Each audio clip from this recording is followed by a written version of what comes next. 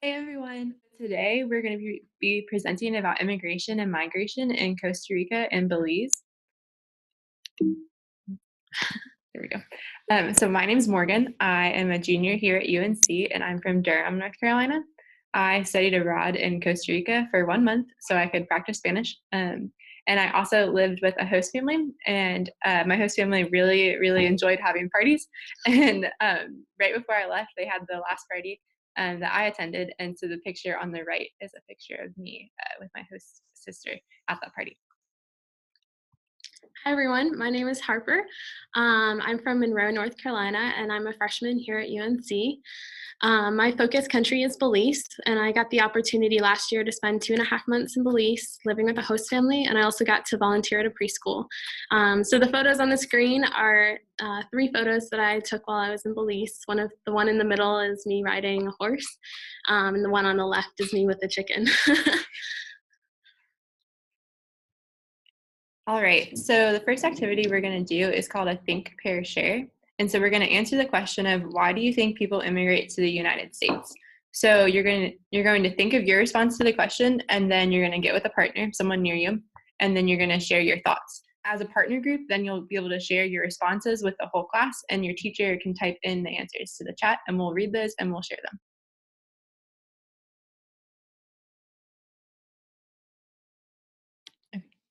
All right. So, some ideas that you guys might have is that people come to the United States for better jobs, maybe to come live with families, better education.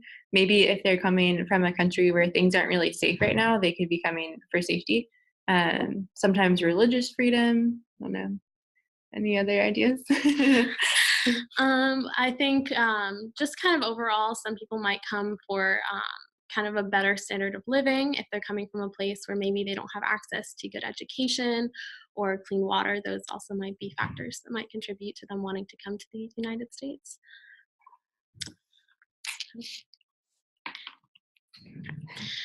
So another question that we have for all of you is, what is immigration and what is migration, and how are those different? So also with this question, go ahead and have your teachers type in your responses into the chat box so that we can hear from you guys.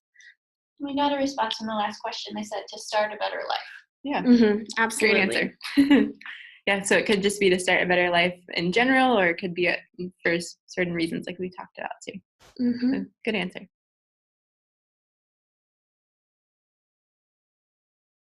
So the definition that we have for immigration is the action of coming to live permanently in a foreign country.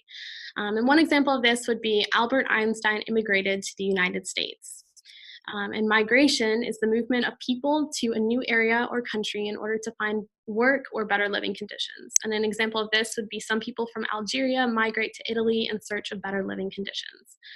So I think a really important kind of thing to clarify is that migration is kind of more focused on finding work or better living conditions, but immigration can also be for that, but migration is just more focused on that aspect.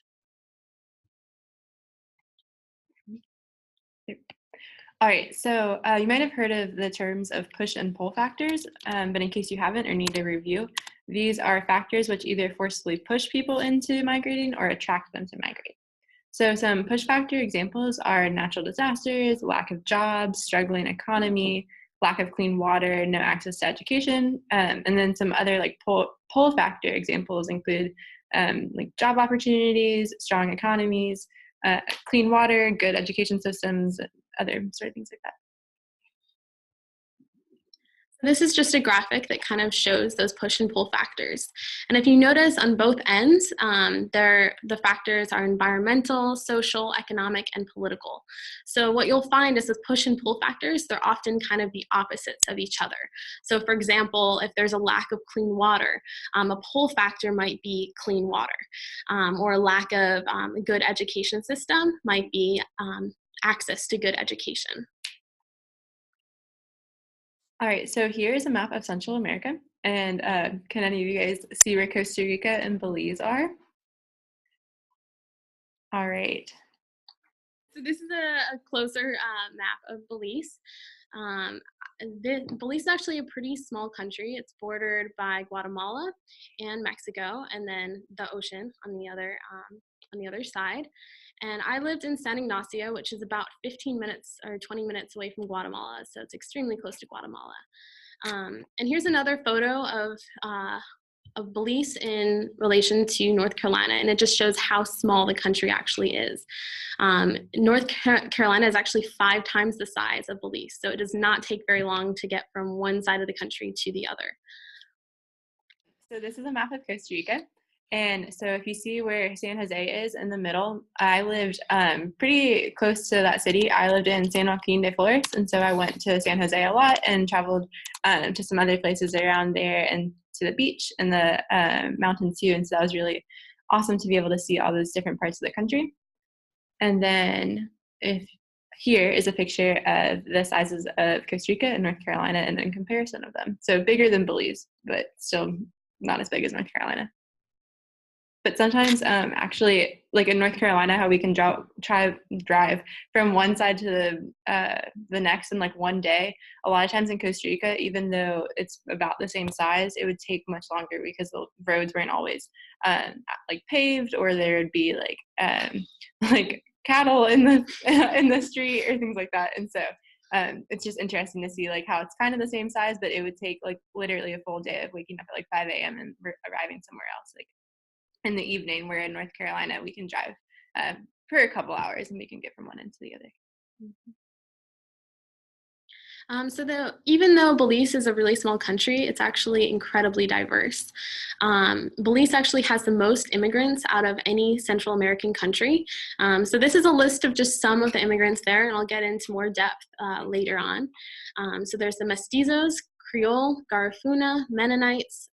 There's the Maya people, which there are 3 different groups of Mayas: the Mopan, Kechkiki, Yucatan, people from Lebanon, China, Europe, North America, Guatemala, and El Salvador. And there are also more groups as well, but that list would get very, very long. All right, so this is an example of the like diversity in Costa Rica, and especially this list is the different places where a lot of immigrants will come from. These are the top 10 countries, and so Nicaraguans are the most popular immigrant group in the country, and then we have Colombians, Americans from the United States, people from Panama, El Salvador, Venezuela, Cuba, Honduras, Peru, and then China. Yeah, so actually almost 10% of Costa Rica's population are immigrants. But the really interesting fact is that in Costa Rica, it's the country has one of the smallest migration rates in the world. There's only 3% of people from Costa Rica who leave the country, which is crazy to think about. And I think like after living in Costa Rica for a month, I can completely understand why, because I loved like the climate there. People were really friendly. Things are pretty cheap, and so it makes sense. If you enjoy your country, you don't necessarily, there's not all of those push factors like what we talked about.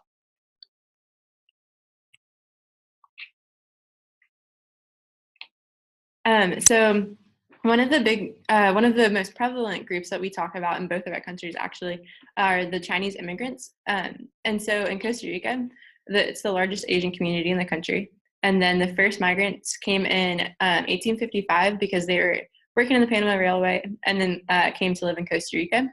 And then between 1859 and 1863, Blacks and Asians were actually prohibited from migrating to Costa Rica because at that time they wanted to reserve Costa Rica for European settlers. But that has changed very much now.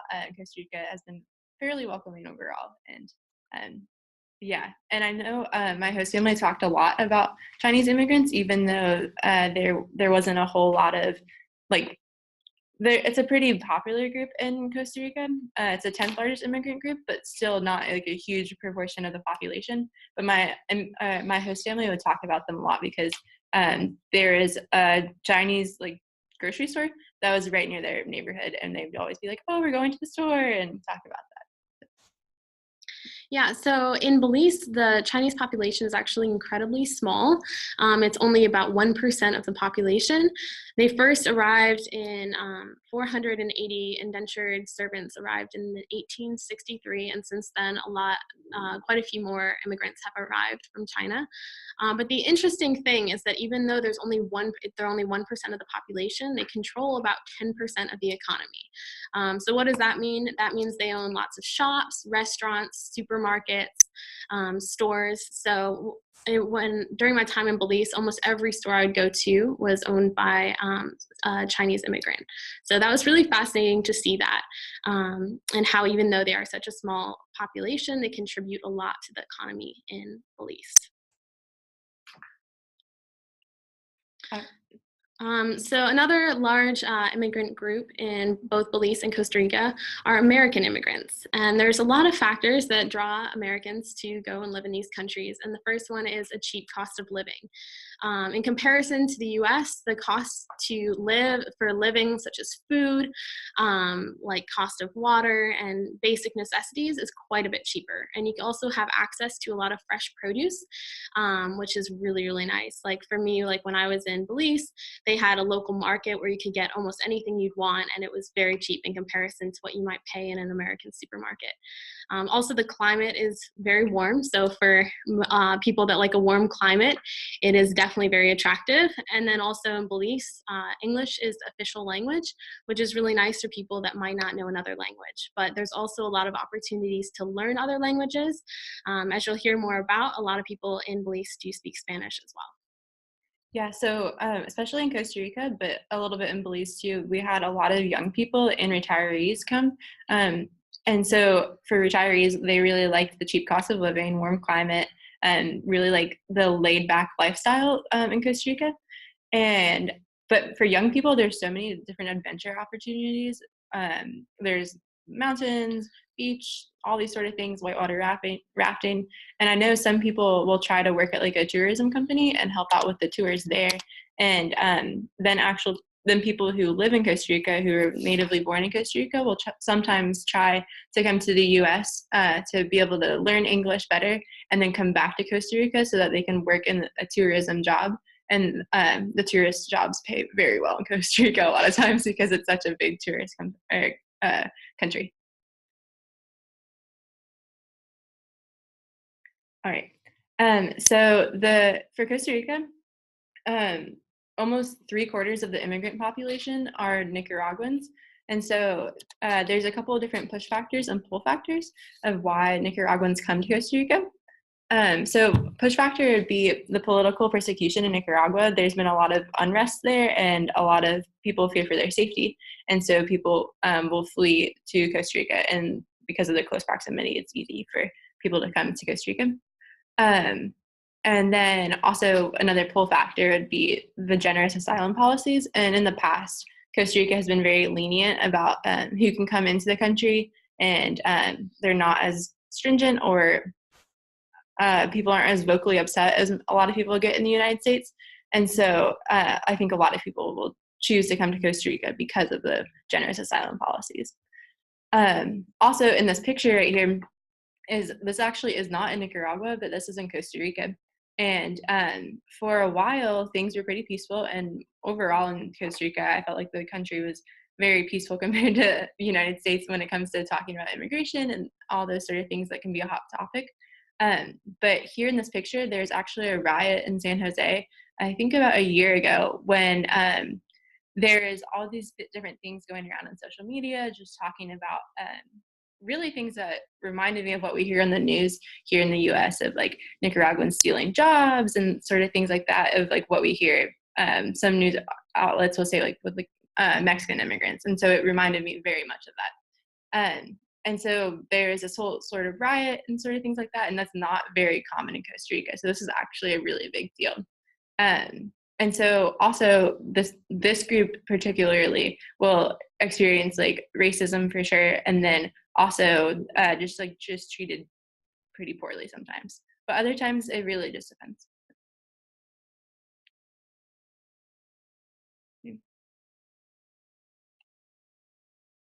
Sorry, it's frozen. Oh, too far. There we go. All right. Another group of immigrants in Costa Rica that we'll focus on are the Colombians. And so they have some push factors, including like the Colombian Civil War. There's some different issues because of that. There's the paramilitary groups, which is kind of similar to like a military force, but it's not official. And then drug trafficking and crime. And so those sort of things can bring violence, crime, and just sort of it can make you scared for your safety. And so a lot of people will come here to Costa Rica to have a better life. So Colombians in Costa Rica are actually the 10th largest community of Colombians outside of the country of Colombia. And so that's pretty interesting. And then actually a lot of Colombian immigrants achieve dual citizenship because they are very well educated. So one really fascinating ethnic group in Belize are the Garifuna, and they have a very long history before they arrived to Belize. They actually, back in the 1600s, 2 Spanish ships were carrying Nigerian slaves, and they shipwrecked on a Caribbean island called St. Vincent. And during that time, then they kind of immersed in the local community that was on this island and became known as the Garifuna. And at that time, the British had a treaty which gave them ownership of the islands. But not long after, they went back on this treaty and started sending in more British people to the islands. And because the Garifuna were very scared that they were going to be enslaved again, they decided to try to overthrow the British. But unfortunately, they were defeated and had to end up the survivors were sent to another island, a Honduras island known as Roatan. And again, they ended up having to flee and arrived in Belize in the 1800s. So for them, sorry, this is frozen again. Okay. So for the Garifuna, there were several push factors, and for them, migration wasn't necessarily always a choice. They faced a lot of persecution and enslavement. And then for them, pull factors were freedom, survival, and opportunities. And sometimes it was just the unknown, the idea and the prospect of potentially having more opportunities than they might have in their current situation. Another ethnic group that a lot of people don't know about that live in Belize are the Mennonites. And the Mennonites arrived in the 1900s. They were initially living in Mexico. And during that time, they started, the Mexican government was telling them that they might no longer be able to maintain religious freedom. Mennonites are a pacifist, which means that they do not believe in war or in violence. And so knowing that their children might have to go in the army was something that they didn't want. So then they started to look for other options of where they could go. And the Belize reached out to them and said that they could go ahead and move and migrate to Belize, given that they would contribute to mass agriculture that would allow their country to grow bigger. And amazingly today, they actually produce 80% of dairy and poultry products in Belize, so they contribute a lot to the economy there. So that's pretty incredible.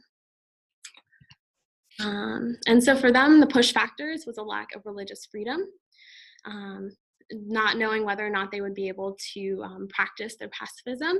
And the pull factor was lots of farmland. Mennonites live a very kind of simple life. They don't have a lot of technology, and they focus primarily on agriculture. And so having access to lots of farmland that wasn't being used, and very high quality farmland, was very attractive for them. And then also just being able to practice religious freedom and have their communities where they could practice their beliefs. Another big group, this ethnic group in Belize are the mestizos, and they make up about 48% of the population.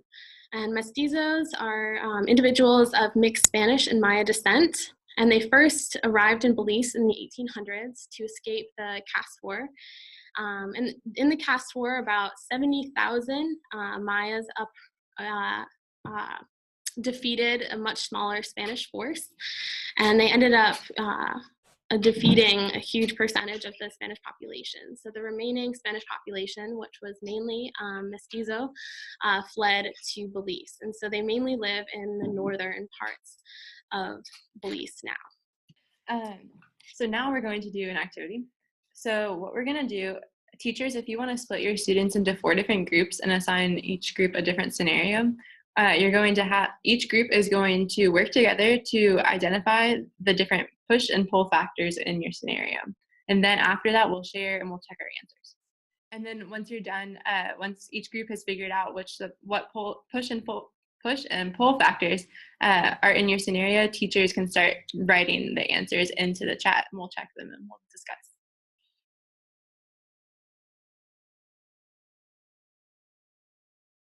All right, so if you guys have any answers you haven't typed in yet, you want to make sure you send those in, but we're going to move on and we're going to look at the answer key.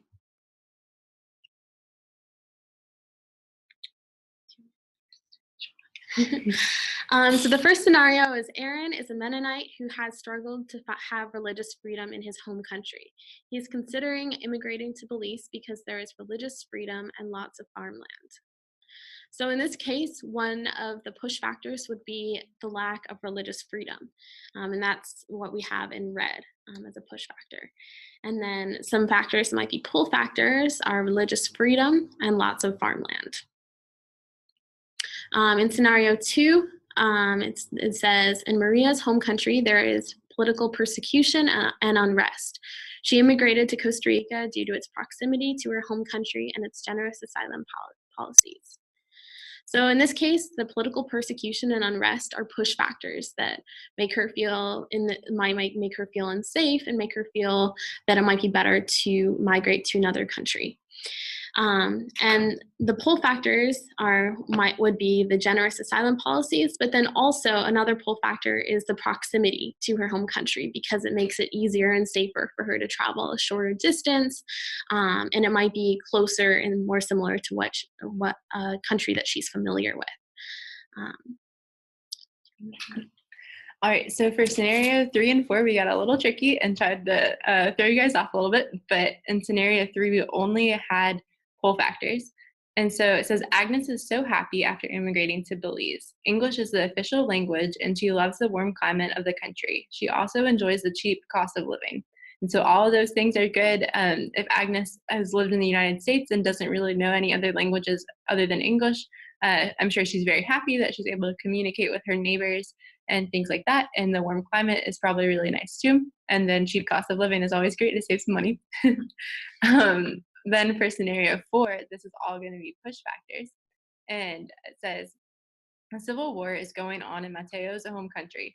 There is a lot of drug trafficking and crime, and his family feels unsafe. Mateo is not sure how much longer his family can live there and survive.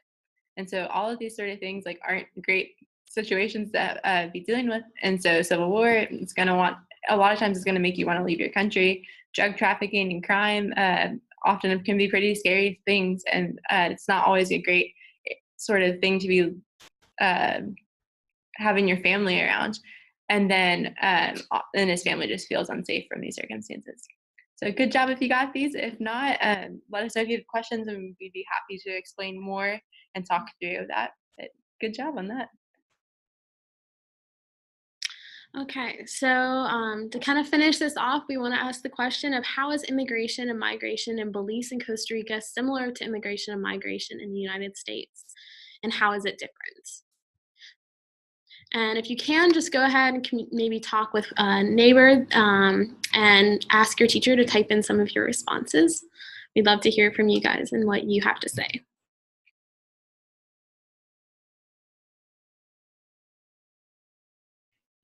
So if you guys have any more answers, feel free to type them in, but we'll just discuss this question right now.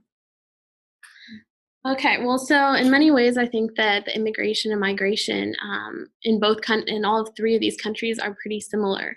I think overall, they tend to migrate in order to a specific country in order to find better living conditions. And as we've discussed, in both of these countries, they have a cheap cost of living. In the United States, it might be a little bit different because the cost of living might not be as cheap as it might be in Belize or Costa Rica, but there is also a lot of great access to education in comparison to some countries they might be immigrating from. And there also are lots of job opportunities, particularly if they want to go into a very specialized field. Do you have anything else to? I was going to say, I mentioned this earlier, but with Costa Rica and the United States, especially certain immigrants in both countries will feel discrimination while others won't. And so I think that's a pretty clear similarity that I at least saw when I was in Costa Rica. Yeah, and I think differences, there was what Harper said of the United States is probably going to cost more to live in, but Belize and Costa Rica are probably cheaper to live in for the most part. And so I think that can also impact if a person is from one of these countries or living near one of these countries, if they migrate to Costa Rica or Belize, or if they come all the way to the United States. Mm-hmm. And also, I know at least when I would talk with some people living in Costa Rica, they would say that they were interested in coming to the United States to get an education, but then coming back. And so I think that's also speaks to the United States and like how our education system is and how a lot of people like seek out an education from the U.S. Mm-hmm. I've also noticed that when I was in Belize, a lot of the schools there were trade schools, and that means that they're more focused on very specific, like training people for very specific tasks, such as construction or electricians. And so if people wanted to find work in other fields, they might go to the United States to get an education in maybe something relating to the humanities, and then come back to Belize and share those skills, or Costa Rica and share those skills. All right, so that is the end of our presentation portion. There we go. So those are the sources, and now we have question and answer time. All right, so if you have questions for either of us about Belize, Costa Rica, anything, you can have teachers, if you want to type the questions into the chat, then we'll read them aloud and we'll answer them. Yeah, and it can be related to the presentation or just completely unrelated. Any questions that you might have, we're more than happy to answer them. Yeah, if you want to ask questions about studying abroad and how that all happened too, we can answer questions about that. Oh, how are the two countries similar? That's a really good question. Oh, there we go. Okay. Yeah, so this is an answer to one of our last questions. The answer for, if we go back, we already changed the slide, but this is a really good answer that the two countries, Costa Rica and Belize, are similar because they both have people coming and going from a country. And then the main difference is that Costa Rica is very opening and welcoming, and the U.S. is less opening or less open and less welcoming, which I tend to agree with. All right, so if you have any other questions for either of us about Belize, Costa Rica, studying abroad, have your teacher type them into the chat. Okay. So while you guys are asking us some questions, we're going to talk about why we decided to study abroad and like why I chose to go to Costa Rica and why Harper chose to go to Belize. So I actually went to Meredith College for 2 years in Raleigh, and I was in the Spanish department taking a lot of Spanish classes for my minor. And one of my professors used to live in Costa Rica, and she leads a trip to Costa Rica every other summer. And so she encouraged me to go. I wasn't completely sure if studying abroad was even an option for me because I knew my family couldn't really like have the financial means to help me do that. But I was luckily able to find a scholarship that actually paid for everything almost, which was incredible and such a blessing. And it made it possible for me to go to Costa Rica. And so I think that was really great because I was able to have a free trip to be able to go study, but also I was able to connect with my professor, and she was able to show us around the towns that she spent a lot of time in teaching, and we were able to meet the family that actually was her host family when she had studied abroad and lived in Costa Rica right after she graduated from college. And so that was really cool. The family was super welcoming, and they showed us their farm, which was I actually have a video about it for Carolina Navigators, but it was out in the rainforest, and it was really interesting. And they also like made us dinner, and they like put on a little show for us and like sang songs, and that was really fun. And so yeah. Yeah. So I actually went to Belize during it. I took a gap year between high school and college, and so I decided to go to Belize. And I was particularly drawn to Belize because it was such a diverse and fascinating place. I love the food and the culture that they had there, and I was really excited to kind of get to experience that firsthand. And I was also really excited. The program that I went through had the opportunity to live with host families during the entire time that we were there, and that for me was such an amazing opportunity because I got to really experience daily life and see what that was like, whether that was doing laundry by hand or going to the market and picking up produce, or even one day I got to help my neighbors sell their pineapples in the market, and getting up at 5 a.m. in the morning and going to the market with them, which was just a really great experience and an opportunity to get to know more about a country that a lot of us don't really know too much about because it's such a small country, but there's so much to learn from there, and it's such an incredible place. Okay, so we have a question. So what is $1 worth in Costa Rican currency? So it's definitely changed a little bit since when I was there, but I just Googled it right now to check what's current. And it's a little complicated to explain if you're not actually in Costa Rica and like see all the different bills. But probably the easiest way to describe it is it's a little $1 is a little bit equal to a little bit more than 500 colones. And so that like for me, when I would go to the store and I was trying to pay, like sometimes it would be better to pay in US money than in Costa Rican money, and it was just kind of confusing. But let's see.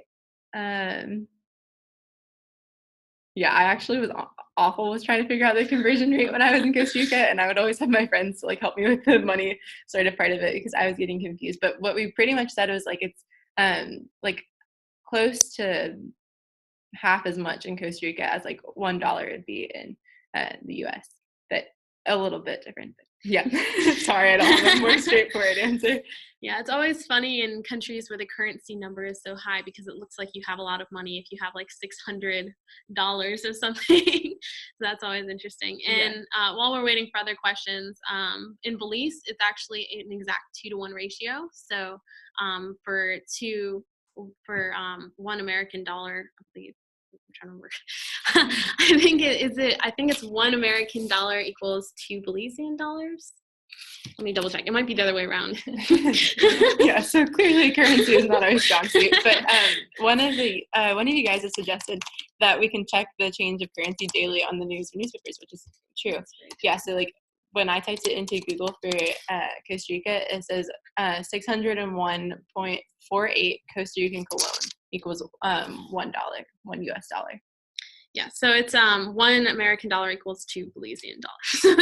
So yes, which is very handy because it's very easy to for conversions. So works out quite nicely. And then we also just put in a link about what's a good site for conversions. Yes. So there you go. If we can't do the math, you guys can also look.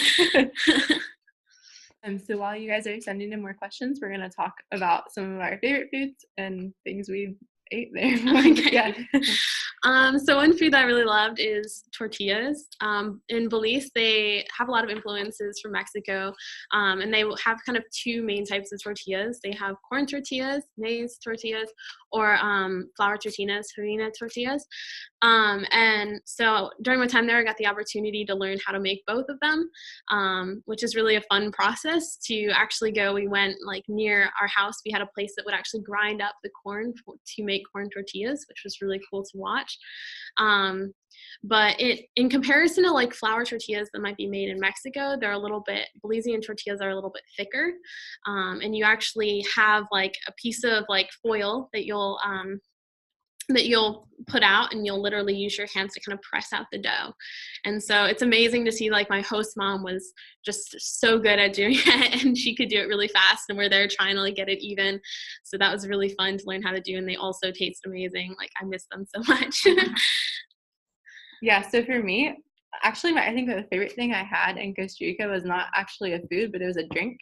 And so when I had first gotten to Costa Rica, I was like super dehydrated from flying and like not drinking enough water. And when I got to my host family's house, there's a big pitcher of some sort of like fruity drink, and I legit like drank the whole pitcher. And it ended up being my favorite drink when I was in Costa Rica, and it's called Cas, and you can only get it in Costa Rica, which breaks my heart because I love this drink, and like I want to go back to Costa Rica honestly just to have Cas. But it's kind of like sour guava, and it's like, I think you can have Cas with like milk in it, but I always just got regular Cas, and it was really good. Yeah. So that was my favorite sort of thing. I'd order at restaurants, and my host mom would make it and be like, okay, you can't drink the whole pitcher this time. You can have like 1 or 2 glasses. But so it was great. Yeah, kind of going off of that, there's so many juices in Belize. I don't know, it's just a really big thing there. And so we have a tamarind tree in our backyard. So sometimes they'd go and they'd collect all the seeds off the ground, and they'd make this juice and out of it, and it was so good. And they also my host mom loved to make like all types of juices. So sometimes she made like banana juice, which was really good, watermelon juice. And so like since I've come back, I'm like, I'm so sad that I don't have that anymore, because it would really be made with like every single meal. It was such a huge part of like daily life. And if you'd go to like someone else's house, they'd often like give you a cup of juice or something. It was a really big part of like hospitality as well. Yeah, and I definitely feel like the fresh fruit, at least in Costa Rica, and I'm sure in Belize too, like doesn't necessarily compare to the fruit here in the U.S. Like you could just pull things off the tree and eat it, and I really, really enjoyed all the sort of different fruits there, and honestly miss how like juicy a lot of them were, and how much better they tasted. So Yeah, we also have a question. What is the diversity of animals in the 2 countries? Do you want me to go first? Whichever. Okay. So Costa Rica has a really diverse animal life, and it was really cool for me to be able to see so many different animals when I was in Costa Rica. One week I went to the beach, and we were walking down like to actually go to the beach from our hotel. And I look up and I see in the trees that there's all these monkeys crossing the street, but above us, and they'd put ropes over the street so that the monkeys wouldn't like run in the road and get hit. And so I thought that was really crazy of like seeing monkeys like above me and running back and forth. And we also had to be careful when we were at the beach because they would take your bags and like steal your money and stuff like that. And it was crazy because you'd think you'd have to like keep your stuff away from people, but you had to keep your stuff away from monkeys. So that was fun. And also another hotel I stayed at, when we woke up one morning and we walked outside to go get breakfast, we saw a like lizard iguana sort of thing that was massive, and he's just sitting on the steps outside our room, just all chill and all that sort of stuff. And so I think that was pretty, like, I don't know, that was pretty amazing to see. Yeah, there's lots of different butterflies I got to see. Yeah, it's very diverse in animal life. Mm-hmm.